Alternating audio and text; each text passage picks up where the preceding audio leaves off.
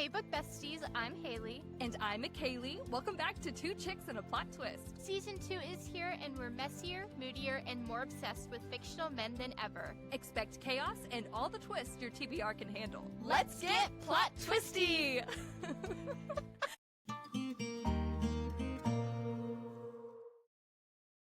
Hey everyone, and welcome back to Two Chicks and a Plot Twist. We have such an exciting episode today because we're joined by an incredible guest, instant New York Times bestselling author Logan Karlie.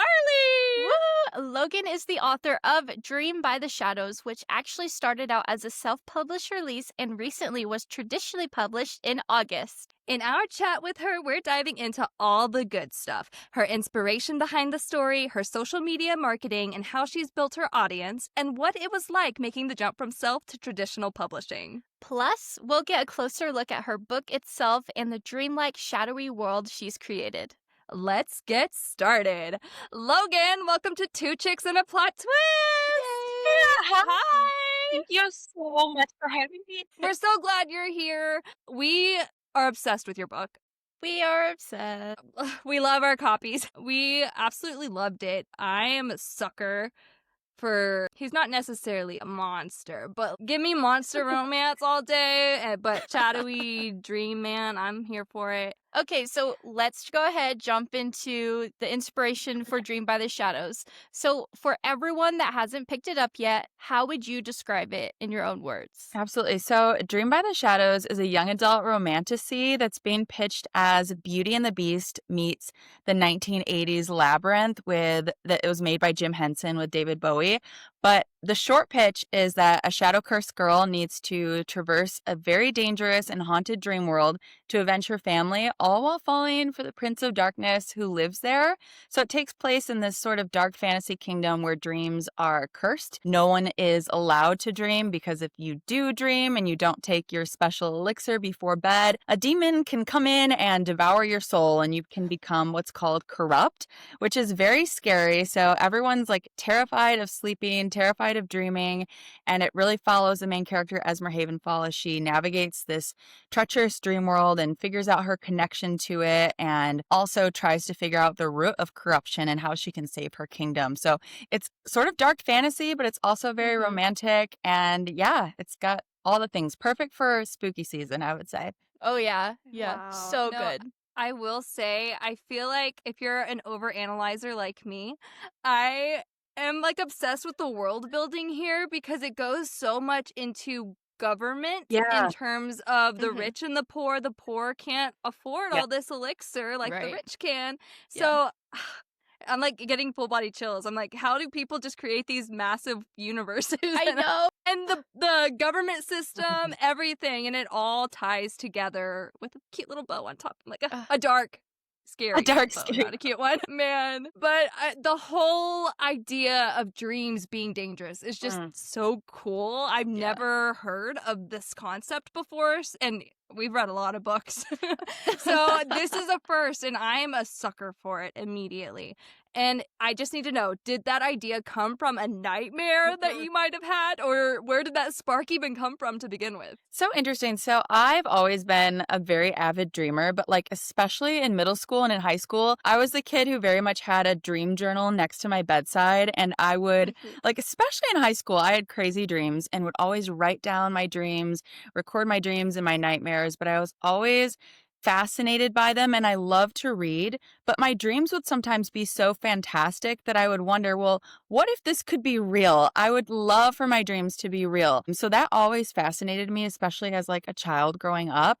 But yeah, believe it or not, I need to seriously dig this out and post this to my social media, but there have been instances where I look back in my dream journal where I was writing about things like a prince stuck in a haunted castle or a prince caught in a dream and he can't Oh my escape. gosh. So some of those Wow. early ideas were seriously manifesting very early on in high school, but I've always loved dreams. I've always been fascinated by them. And so I sort of conceptually was wondering, well, what would happen if someone were to live in a world where dreams were dangerous or were forbidden or dreams were a scary thing? And how would that affect society? So yeah, I had that idea very early on, sort of in high school, just very obsessed with dreams. And then I think it slowly sort of manifest over a number of years with just like exploring that world and its possibilities. But yeah, super, super fascinating. I love that you say that you've read lots of books because also me too. But Yeah. right, it's really hard, but also fun to think about concepts that maybe haven't been 100% done Yeah. before. Mhm. It's It's hard challenging. to I'm Yeah. sure, like,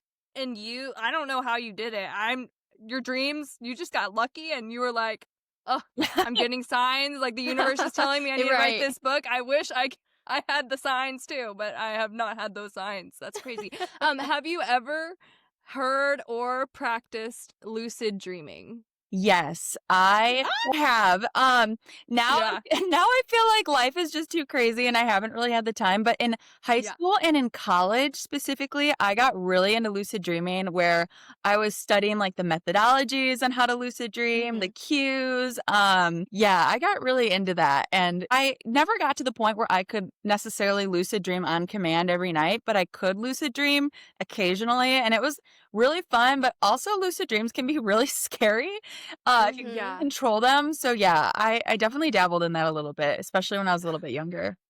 Wow. That So is so cool. yeah, for our listeners, lucid dreaming, if you don't know, Yeah. it's where you're able to control your dreams Mhm. and you're like kind of conscious during the dream. So you understand what's happening while it's happening. Like, and I remember I also went down a rabbit hole of lucid dreaming in high school, like looking at your hand, making sure it's there, counting your fingers to make sure your full hand is there and Yep. getting in the zone and then going for a little fly, because you're a superhero in that dream or Yes, something. I don't flying in a know, lu- but very crazy. oh my gosh, flying in a lucid dream, there's nothing like it. But yeah, when things start to go wrong in a lucid dream and you can't quite wake yourself up, Yeah. that is so scary. But yeah, the hand, I also practice the hand. It's the easiest way, and seeing yourself in the mirror, all those things. So crazy. My gosh, yeah. So cool. Anyways. So, what pulled you into writing fantasy in the first place? Did you always love reading fantasy books growing up, or Good question. I'm such a fantasy girl.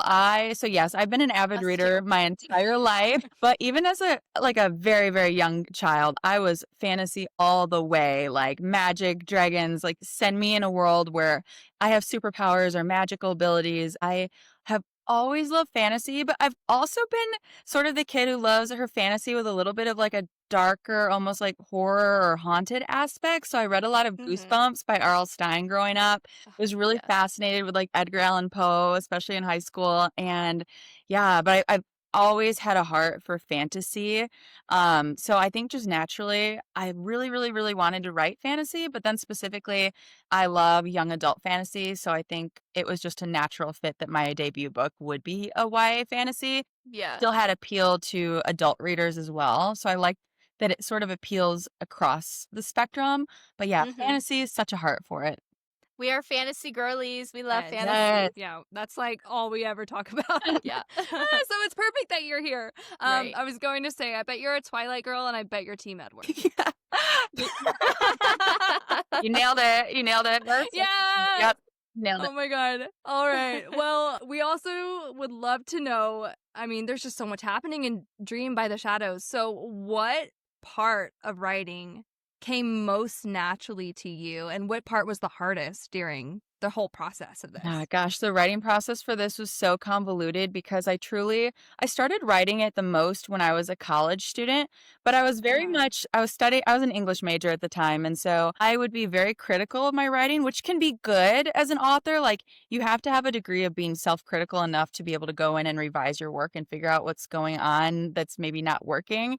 But that led to me ultimately like agonizing over the first like 20% of the book. And it took me an embarrassing amount of years to move past that 20%. So I would say for me, the easiest part, oddly enough, was the beginning and really laying down the groundwork at the start. That ended up being the easiest. And then also the dream realm sequences were super, super fun to write, which happens a lot in the book. There's a lot of dream realm sequences, but whenever the character is in a dream and there's lots of things going on and it's surreal and mysterious, and then also the romantic scenes, those are probably my favorite. But yeah, the beginning came most naturally, but the hardest part was really getting into the groove and finishing the book, like getting past that midpoint and finishing it was personally for me, at least with this book, the hardest hurdle to get over. I feel like it's going to be different for every book, but for me personally, that was the easiest and then also the hardest part. Wow. Yeah. And we just learned a couple weeks ago that it was pretty much an instant New York Times bestseller. was. Which, how was that moment for you when you found out? How was that phone call like? Because I can only imagine. Were you crying? Were you throwing up? Were you screaming? Like, I'm obsessed with this question. It's so funny to me. So I went on a big book tour, which took me across lots of different cities, and it was so much fun.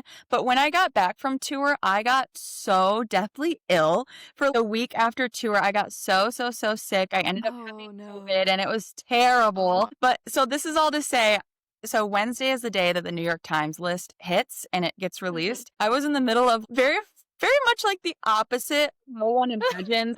Like getting their call from their agent and their editor. You imagine, just this like firework moment where you're sipping on champagne or having this amazing call. No, I was having a nap, and like I was napping. I was so sick. I had a fever, and I looked down and my phone is ringing, and it's my editor and my agent, and I'm like, why are they calling me? I wasn't processing it at all. And so they shared the news with me, and I don't even honestly remember what my reaction was, but at first I was in disbelief. Like truly, I'm like, am I dreaming? Is this actually happening right now? It was so surreal, and it didn't honestly fully process for me until a couple days later, or even just later that night. Like, wow, I really did it. This actually is happening.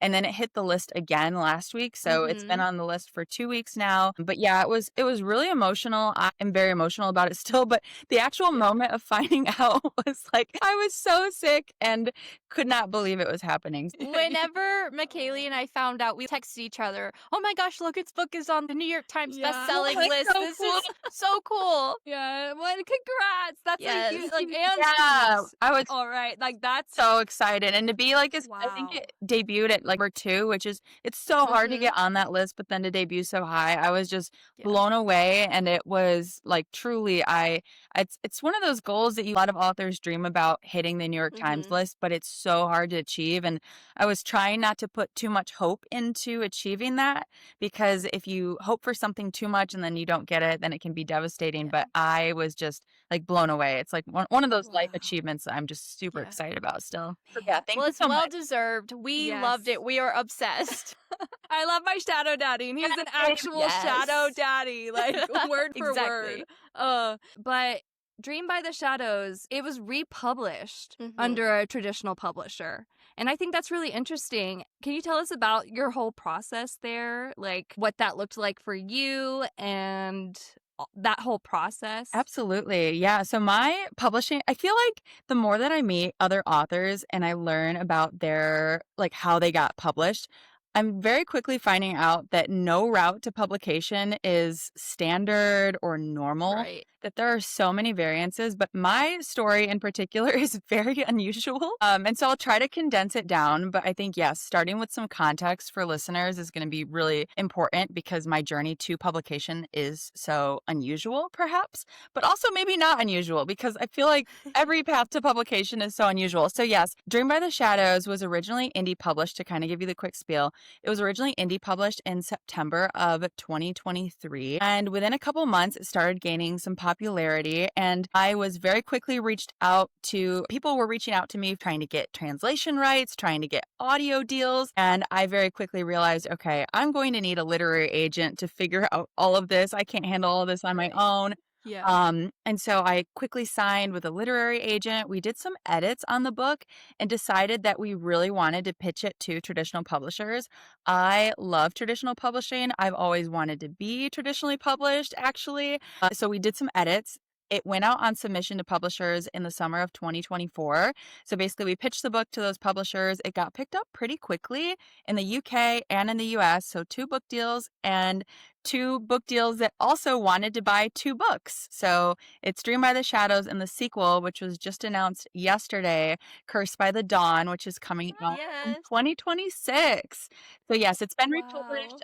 We did some major edits, and that release date was August 26th. So it just came out actually. So good timing. Yes. Congrats, by the way. That gets me so Ooh. happy. That is so awesome. I know. I saw your post yesterday or the day before where you gave out the letters, and I was sitting Yes. there analyzing it and going through all the comments. I was like, 800 "Ooh, this is comments. so good." I Yes.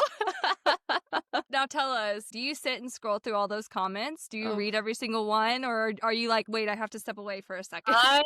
So yesterday I was like glued to my screen. I was loving everyone. So I made the post trying to get people to encourage them to guess the title for the sequel. And Uh-huh. I thought people would guess it pretty quickly, and it was like 700, 800 comments later that finally it was Yeah. guessed. Which I think that's kind of fun, but there were some really good Wow. guesses. There were really like, good "Oh, I ones. should have thought of that." Really good guesses to the point where I'm even thinking like, okay, for maybe future books, I need to do this strategy Yeah. and try Yeah. to get people to Yeah. help me brainstorm titles because there were some really good ones. Yeah, No, there that's were. genius. How has self-publishing transitioning over to traditional publishing, how has it affected you in your day-to-day normal life, so to say? So when I originally self-published Dream by the Shadows, I was a high school English teacher working full-time Mhm. as a teacher for high schooler students. And so when I was self-published, that was very much my day-to-day. I would spend the day teaching, I would go home, decompress, maybe grade some essays, and then I wouldn't be able to spend any time on like book marketing or writing for that matter until like late at night, or maybe during my lunch break if I was really lucky and didn't have anything that day. So over the summer, when my book finally sold to a big publisher, it was like 2 weeks before the school year was set to start. So I get this call saying, congrats, your book sold and a significant deal. Congratulations. But then also my mind is whirling because, okay, my book sold, but now they want me to write a sequel in a certain amount of months. Right. And also I have this school year coming up. And also I have 2 young kids. Like, how am I going to manage it Yeah. all? So I ended up deciding to make the really hard call to quit my teaching job. I've been like full-time author since last fall. Truly like going from self-publishing to being like working full-time as an author, it's been a 180 in the best way. No longer am I working essentially 2 full-time jobs, which is really nice. Right. But then also, but Right. kind of something fun that's been different is that I actually find that I'm a better writer at night. So adjusting to writing during the daylight hours has been challenging. I'm not a morning person, but I have now. And so that's been kind of an unusual change too. Like, okay, it's 8 a.m. or 9 a.m. and I need to sit down and write, and Yeah. kind of hard. Right. Well, something that we love about you is just how strong your presence on social media is, Oh, thank Instagram, you. TikTok. You are so good at making those connections with potential readers. Did that sort of come naturally for you, or was it sort of more like a trial and error kind of thing? Yeah, social media, man, I remember agonizing about social media because as you know, if you're a self-published author, really one of the only ways or the best way that you're going to get readers is if you are out there in the trenches pitching your book in front of readers. Right. And I remember thinking to myself when I first launched my Instagram and my TikTok, I had like maybe 100 followers and like half of those were my family, and like my mom and my Mimi would like comment on all of my posts. And I Aw. remember thinking to myself though, like, how am I going to really build a readership? This is really scary. But I put a ton of time into really researching what other authors were doing and kind of what works for them. And it was a little bit of trial and error, especially at the start, to figure out what do I enjoy posting about? What is going to be sustainable for me to continue posting about? But I've always been sort of artistic, so I love making graphics. Fortunately, like Canva we're best friends. I'm best friends with Canva, and I love making graphics, and I've sort of had an understanding of aesthetics. I don't love face to camera, so I don't often post a lot of videos of me talking, but I love a good aesthetic reel. And so I think that's Right. often like drew readers in as the character art, the aesthetics. But yeah, lots of trial and error for sure to start. That was something we were going to ask you if you do your social media yourself, because I was going to say the aesthetic on your Yeah. Instagram is So nice. beautiful. I wish I could do that. It looks so nice. sweet. Yeah. Quite literally every Thank social you. media manager's dream. Yes, it is. So sweet of you to say. Yeah, I do everything myself, and I probably care a little bit too much about how my page is formatted and like what post is coming next. Yeah. Yeah, I do everything myself for sure. Man, Wow. so we have a lot of Bookstagrammers who listen in. So do you use a specific app to plan your posts, or is it strictly just Canva and Instagram? It's so, you'd think by now that I would have a very specific strategy in terms of like the timing of my post, but no, it's like all vibes every other day. Like I'm Oh, trying to I love it. figure out what's Oh, going so good. on next. One day, I my love goal, that. maybe if we chat again in like a year or so, my goal is to have a very strategic publishing, like a schedule of posts. Like, okay, on Mondays, I do this type of thing. Tuesdays, I do this. Yeah. But no, it's all vibes and like me and Canva just having fun. Oh, I Oh, love love that. it. Oh my God. So when you're posting, you've been doing this, was there a certain moment where you realized, or maybe it was a certain post that you were just like, oh, this is working. People are now finding my book? So when I originally self-published in 2023, that fall in particular was a really, really good time for TikTok. And I found out very quickly because when you're self-published, you have very direct analytics all the time. Within hours, like if you post something and it hits, you see a direct correlation to your sales. And so I was very much like posting something and then analyzing my statistics and seeing what was working and what wasn't. And I found that TikTok was what was leading to the most like direct and immediately noticeable difference in terms of like my Kindle Unlimited downloads and the page reads and book buys. So at the time there were like, I feel like the more aesthetic posts were trending during the fall of that year. And I did a lot of scene grabs where I would use a lot of text on screen and immediately put like readers into the scene. And I would maybe like write a line from a chapter and then they'd have to like scroll through the slides to figure out what was happening next. I think the first time that one of those types of videos blew up was when I was like, oh wow, like this is a really, really big noticeable difference and in my page reads and the viewership, because ultimately the goal when you're trying to post content to get people to encourage them to read your book, if you can post something that makes them curious and makes them excited to know more, if you can dig into that sort of psychology, you're going to get more conversions in terms of sales and reads. Is anything that can pique curiosity to where a reader's like, oh my gosh, I have to know what happens next. The more you can dig into that, especially as like an author, the better you are. And so I had a couple of videos like that get pretty big on TikTok. And that was when things started changing for me for sure. That is such good advice. think you're a McKaylee, we need you are onto something, Logan. Oh, Yes, I think you should start a course, an online course, and I would Yes. pay to be in there. Oh, I would same. do it for free. I don't want to charge anyone for this. But people do. I feel like all the knowledge you have that you're That's sharing, I feel like you could make some good money off of it. So if you ever do one, McKaylee and I are Sounds- your you'll be first my people We'll to be your sign first up. customers. So for all of our other authors who are listening who kind of feel intimidated by social media, what type of advice would you give for them? And social media, I will say for anyone who's trying to look to grow their social media, that it can be so disheartening at first. So I guess I have a couple pieces of advice that have really helped me personally. And the first is to really try to view social media growth as, well, this is just, I guess, again, just coming from me and my opinions, is to try to view it like a puzzle. And if you're posting lots of things and they're not working, try to analyze what you're posting, what is working with the algorithm, what isn't working, try to tweak things slowly, but ultimately don't get discouraged. And social media is a long game. Consistency is going to win out over like posting once a week all of the time.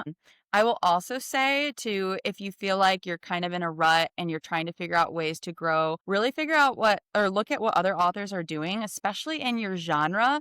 See what sounds they're using, what sort of trends they're using, how are they filming, what type of text is on the screen, what are their hooks looking like, what is resonating with readers, and start saving videos, start studying them. That helped me a ton at first, figuring out what other authors are doing. So that would be part one, I would say. But then part two is that it's really, really important to post what's going to be sustainable for you. So even if you see a lot of authors going viral with like sitting in front of the camera and talking, if that isn't your style, like it's not mine. The other week I filmed myself in Walmart signing copies of my book.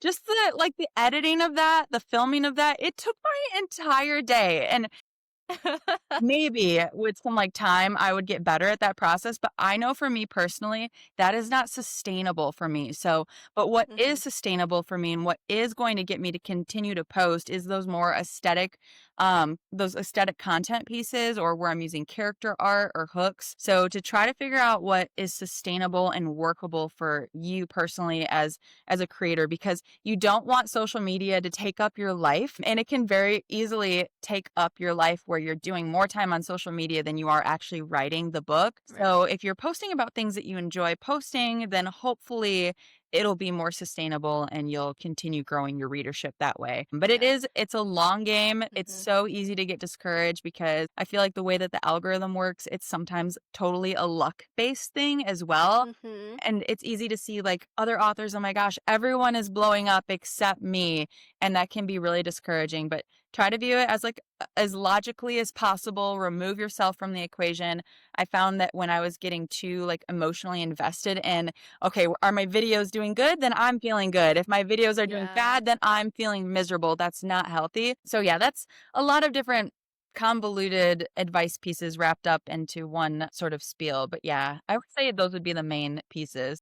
Is there a specific author whose social media you're like, everyone who's an author needs to go look at this person's social media if you're starting out like an Instagram page for your book? Oh, okay. So one author that I really do like right now, who I feel like she does a lot of different content pieces. So she does videos of herself, but she also does static posts, is Alexis Patton. She wrote Us Dark Few. I feel like the way that she's really grown her readership has been amazing to see. And she also, what I think is good for other authors who are watching or listening to this, is that she posts truly a variety of pieces. So if you're more of a static post author and you want to do more static posts, she's got that. If you wanted more like talk to the camera, she's got that. Or be on camera, she's really good at Mhm. that. And then also RM Gray, Rebecca Gray, she's so good at like the more aesthetic, moody reels that I really love. She's another one to watch in terms of like, I feel like Mhm. she kind of posts similar stuff to me, like the more aesthetic, moody, but she's Mhm. so good. And she also, yeah, was a self-published to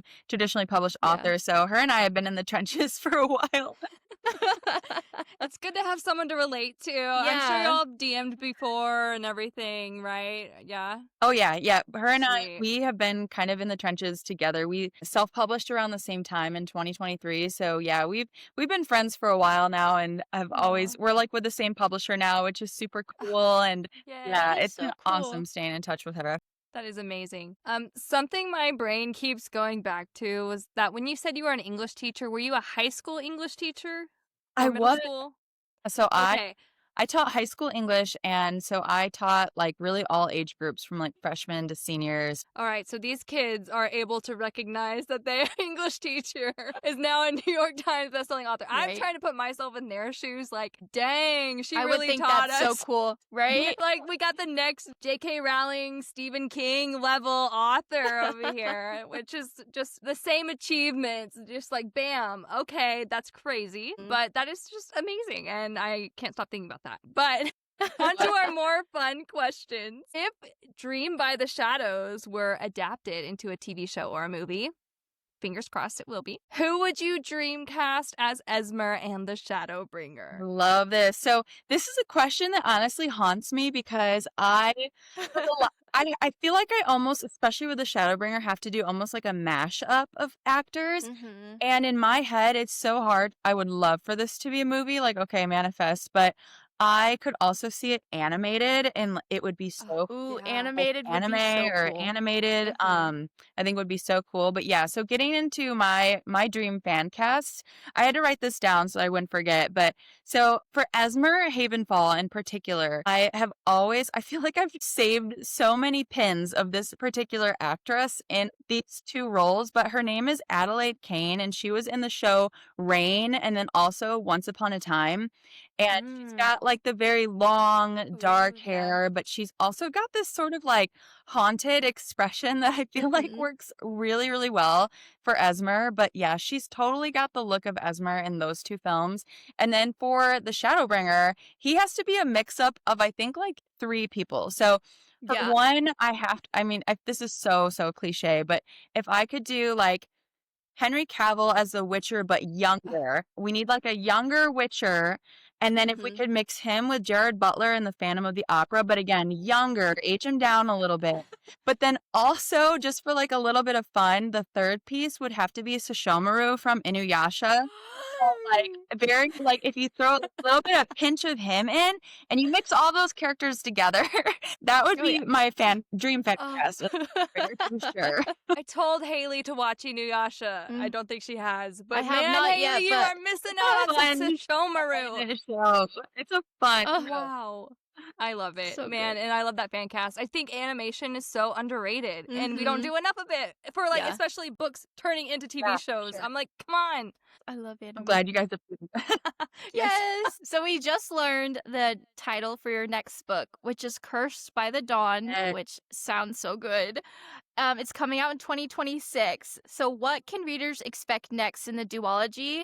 And can you tell us maybe when can we expect it? Or- Yeah. So, Cursed by the Dawn, we don't have, we'll start with like when it's coming out. So, we don't have a very official confirmed timeline yet, but it'll be 2026. I would expect that it would be releasing around the same time as Dream by the Shadows did. So, probably Mhm. 1 year from now. It definitely won't be in like the first half of 2026, but Yeah.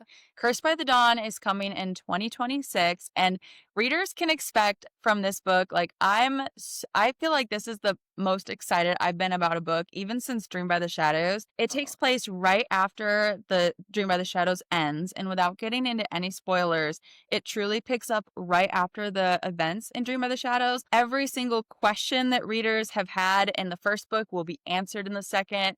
There's going to be more romance. It's creepy. There's more action and battle sequences. And I feel like the second book in particular is much more action packed right from the start. Like, it really throws the characters, although in the first book, the characters were thrown right into the deep end, but the Yeah. second book really throws them right into some really interesting circumstances. And I think a couple unexpected things happen that readers will be very interested in as well. But yeah, you'll learn lots more about the lore of the Dream Realm, the Weavers, the Dream Weavers. You meet all of them in the second book. So yeah, that'll I think, be exciting for readers. You finally get to meet the Notorious 7 Dream Weavers. So they're coming in the book too. Oh my gosh. You said no Logan. spoilers, but I'm like, give me spoilers! I know. Oh my god, no. One of my favorite scenes in Dream by the Shadows is when they all have their wings and they're Yes. dancing. Yes. Love that. It's I'm So like beautiful. envisioning it in my head, and you have artwork, I think, on your We do. Instagram. I'm like, It's it's so beautiful, and it pretty. is exactly as I was envisioning it in my head as Mhm. I was reading I it. love Yes. I am such a fangirl for this. I need it like yesterday. Gosh. I don't quote me on this, but I think like the digital arcs on NetGalley should be available by the end of the year. So be on the lookout for that. So I'm thinking that they'll be out by the end of the year, like the arcs on NetGalley. So yeah, be on the lookout. But yeah, don't quote me on that, but I think they're coming. Well, Oh fingers my are crossed. gosh, We will yes. verify. We will double check. If they are, we will have them. Downloaded. No question We'll about read them it. immediately when we get Yes, it. we will like bribe your publisher into getting them. Perfect. I Do know. it. That's my connection. Oh my gosh. All right. So, last fun question we have is, if you could have dinner with any author, living or dead, who would it be and why? I love this. So yeah, I agonize about this kind of question too, because there's so many authors to choose between, and I love everyone from like Mary Shelley with Frankenstein to the Mhm. Bronte sisters, but I feel like if I really had one shot to sit down over dinner and talk to someone, it would be Edgar Allan Poe. That maybe is a little bit cliche, Yeah. but I Yeah. just think it would be so fascinating to talk to. Yeah. And I would love to pick his brain in terms of how he really works in psychological horror in his books. And he's so imaginative, and just, I would be so interested in chatting with him. I would probably leave that conversation feeling very inspired because I love mixing fantasy and romance, but that little edge of horror can be Yeah. oftentimes sometimes difficult to weave in. And so yeah, I would love to chat with Mr. Edgar Allan Poe. That'd be super fun. It would be so interesting. I remember Wow. reading all of his short stories whenever I was in middle school and high school. And the one with the beating heart gave me Yes. nightmares. I don't know why, but I was always so Scary. afraid. It's very scary. And yeah, I feel Yes. like we're thrown into Edgar Allan Poe so young, like in middle school, Mhm. high school, and it's oftentimes readers' first experience if they didn't really grow up reading that kind of stuff. The reader's first experience into reading Yeah. something that's truly like, wow, this is scary. Yeah. Yeah. Like, this exists? Oh, okay. And we're learning about it as minors. Yes. For sure. No, it's really twisted. Man, no, Right. and a little off topic, but I was watching Wednesday, the Oh, show, yeah. and season 2, and all I could think about was Edgar Allan Poe with this latest Yes. season. So if you haven't Mhm. watched it yet, Mhm. highly recommend I because need to good. binge it because the snippets I've seen in the second season look so good. It's really Yeah. good. Need no, It it's is really giving your good. aesthetic and your vibes Yes. and Oh, the I book vibe. sold. I'm like, okay, these are like one and the same in terms of Right. aesthetic. Have to check it out for sure. Is there anything else you'd like to share with our listeners? If there's anything else I would share, I guess if you want to follow along, my Instagram and TikTok handles was where you'll find me, and you can find me at author Logan Karlie. And I also have a Substack, which I am very bad at posting on Substack, but I'm trying to get better. But yeah, if you're interested as a listener on, my publication journey or a little bit more about that, I've posted about it on at author Logan Karlie on Instagram and TikTok. Thank you so Yes. much for being here and letting us interview you. You are just amazing, and I just love the whole Yes. Thank you so vibe much. and the book's vibe. Yes. And you are very clearly and obviously the author of this book because I see you in it. Like, Right. Yes. your aesthetic is the book. Right. Love that. A shadow daddy, and you brought him to life. Like, this is him. So thank you. Yes, you so much for having me. much. Logan, thank you so much for hanging out with us today. It was so fun to hear about Dream by the Shadows, the writing journey, everything that went into bringing the story to life. Yes, and we loved getting to hear about your transition from self to traditional publishing, plus all the behind the scenes of how you've connected with readers online. It's seriously inspiring. If you want to check out Dream by the Shadows, we'll have all of Logan's links in the show notes so you can follow her, support her, and of course, grab the book. And don't forget, we'll be back next Thursday with another new episode. Make sure you're following us so you don't miss it. See you all next week on Two Chicks and a Plot Twist. Bye. Bye!